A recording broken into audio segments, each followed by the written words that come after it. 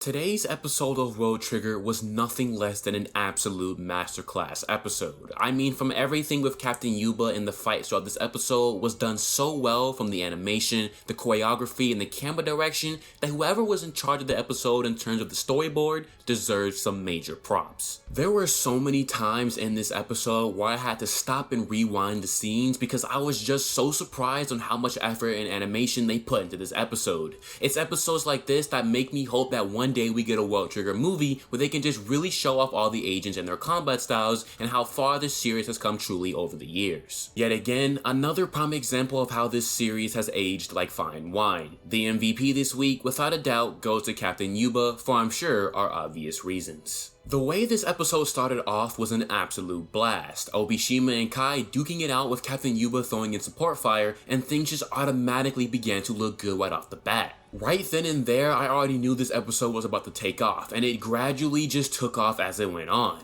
With Yuba squad splitting up, we had Captain Yuba chasing down Inukai, and my goodness was this man on a mission to get him out of the way. The way he was just charging for it with his shields up, trying to close that gap, was displayed so intensely because again, we know that Captain Yuba's revolvers need to be in a 20 meters distance in order to be the most effective, and he spent no time and no hesitation getting into the range, and it blew me away of just how good it looked to have him running just to close that gap to Inukai. Even seeing Yuba shoot out his gun in that slow motion explosion was just an absolute phenomenal touch to add on to the situation. Now cutting away from that, we go back to Ikoma 2, and Ikoma is pretty much setting up a plan for Chika to do some damage. Now you remember about an episode or so ago, Kuga did not want to split off from the group because he had no idea where Tanuka was sniping from, and so we see that he has his eye on Amatori from afar. The big brain play to bait out his shot was an absolute great call, because once Kuga gets a view on you, he's not letting you go, and that's exactly what happened. And again, the episode and the animation just took off again with a quick scene of Tanuka just running for his life, but unfortunately, even after dodging Chika's meteor shots, he gets taken out by Oki from afar. On one hand, a point is given away to the enemy team, but on the other, it does free up Amatori to take her own shots, so it's more of a win-loss situation. Depending on the rest of the match, this could definitely be a bigger W than we may know. Now of course, the action doesn't stop there, with Oki getting shot down by some composite bullets, and he does dodge in a pretty saucy way with the grasshopper midair by luring the tracking and throwing it off last second, but even that doesn't stop all the composite bullets, and it makes him even give a little bit more effort just to dodge them all. Unfortunately for him, this was a tactic to simply flush him out from his sniping position and get him in a position where somebody on the Ninomiya's team could do the rest of the damage, and we see him getting taken out by Tsuji by the Kogetsu. With Kai pretty much being the only Ikoma squad member remaining, it's pretty safe to say that Ikoma squad is most likely out of the match, and I gotta say again, they didn't accomplish too much, but this time around they certainly did apply a lot more pressure in the earlier half of the match. Now today's episode had multiple battles going on in different places, and we finally get to see the attacker showdown of Kuga versus Obishima versus Kai. If there is one thing I like about Kuga is that he doesn't talk so much. His mere presence shifted the momentum for the attackers, but it quickly takes a turn when Obishima went for Kai instead of working with him to take down Kuga. I gotta say, it was pretty naive of Kai to trust anybody, especially somebody like Obishima when they pretty much have no record being friends with each other, but it does set up one of the most intense 1v1s I've seen in a hot minute with Kuga and Obishima. At this point, Ikoma squad is officially out of the match, and things are finally starting to drive itself home. Going back to Yuba, still pursuing Inukai, we get him being encountered by Tsuji, and this man literally kicks him away like a cowboy and still gets some shots in, and at this point, I'm just beyond hype. Captain Yuba's movement in the anime is extremely well done, and they really go the extra mile to highlight why his style is very unique and how it compensates for his weapon of choice. A very interesting detail in this episode is that Yuba's style was to help counter the Kogetsu whirlwind, and it led to the creation of the Ikoma whirlwind in order to make up for the meters that he was keeping between his opponents.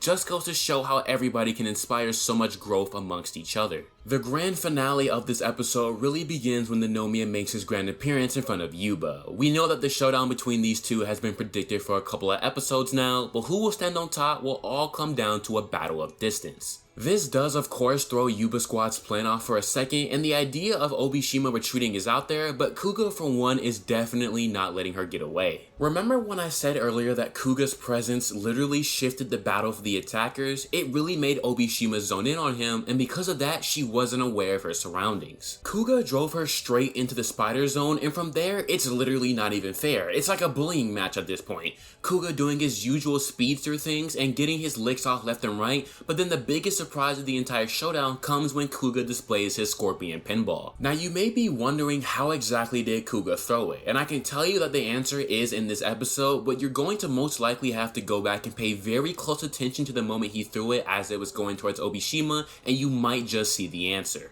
At this point, the battle is pretty much over. With Obishima focusing on the scorpion projectile from taking her out, she ends up throwing off her guard and Kuga gets the backstab. One thing to take note of is that Kuga said to her that she will get stronger, he can guarantee it. And when you really think about how well she was holding out against him in a 1v1 situation, she did a really good job. And that's only the beginning of her journey of growth. She can really grow into somebody that Kuga might just have a hard time with in the future. If only she knew how to break out of the pinball earlier by shooting the grasshoppers out, she might have just been able to do some damage. With the attackers pretty much dealt with and Kuga standing victorious, we head back to the main event of Yuba and Ninomiya, but this time with Chika joining the fray. Chika is just bombarding the enemies with Hound, and while that does force Ninomiya on countermeasures, it would work in Yuba's favor if Ninomiya wasn't a quick thinker. While the rest of the squad goes on defense for the bomb barrages, the two captains face off in one of the most intense duels in the entire series. Again, the animation taking off with Yuba just running straight towards Ninomiya and blocking every single barrage of bullets he can from above and the side, and even so, he still falls a bit short. Now, just a general explanation of what exactly happened, let's just say that in terms of the bullets Ninomiya sent in the air, he was one step ahead.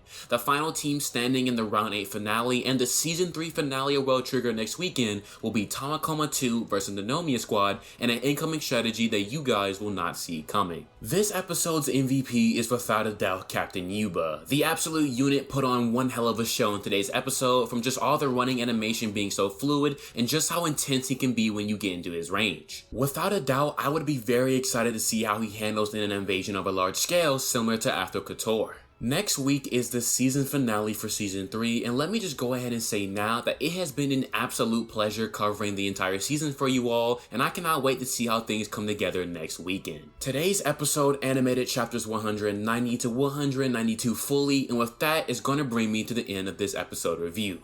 As always, if you have enjoyed this type of content and would like to see me do more World Trigger relation content, then make sure to hit that like and subscribe button on your way out, and leave all your thoughts and comments about today's episode down below. Of course, thank you for watching, stay safe and warm out there, and I will catch you guys in the season finale.